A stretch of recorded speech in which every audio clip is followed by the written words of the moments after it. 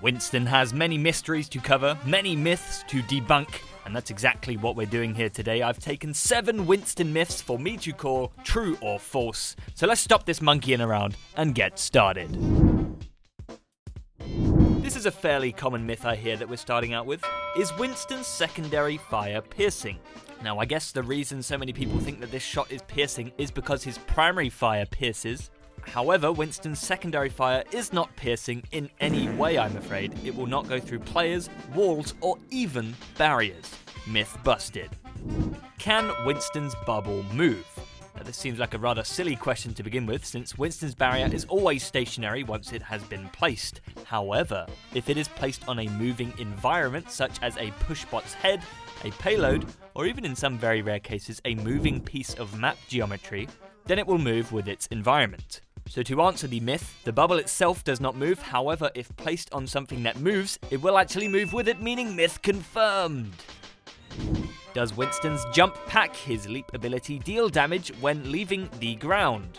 Now, it's common knowledge that Winston's jump pack deals damage when it lands on somebody. However, when you're playing Winston, you will always see the hit marker in game whenever you leave the floor next to somebody. And as you can see, it even pushes them back a little here. So if we now switch over to the Echo POV, we can actually see that it does 1 damage. That is it. So, myth confirmed, it does do damage, that's for sure, but not a whole lot. Does holding down the secondary fire shot increase its damage? So you can release the secondary fire shot early or hold it and wait until this circle stops moving around for the maximum charge, and yes, the charge does correlate to the damage, with the lowest charge shot dealing the lowest damage at 15 and the maximum charge granting you 50 damage. You travel faster in Primal Rage.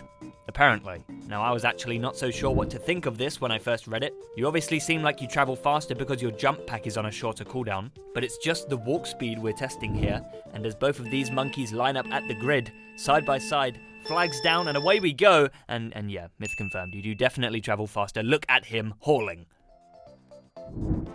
You can block D.va's self-destruct mid-air with your bubble. Ah yes, this one is my favourite. It isn't something that I've seen since Overwatch 2 has been out, but if a D.va Bomb will detonate in mid-air, you can indeed leap across as Winston and with a well-timed bubble, block the damage from every direction, so long as you are outside the bubble, of course. And the final myth to bust today is that punching and shooting does more damage than just shooting. Now this is interesting because if you think about it, over the long term, you will save more ammo by punching in between shooting. But even with this, to my surprise, it is actually faster and a lot more efficient to punch in between shooting for anyone, even more so with armored targets like Orisa. However, this little trick does of course obviously require you to land every single punch, which is not always going to happen, but theoretically, if you did, it is most definitely more efficient. I'm having an absolute blast making these Mythbuster videos, learning new things, teaching new things. It's going great.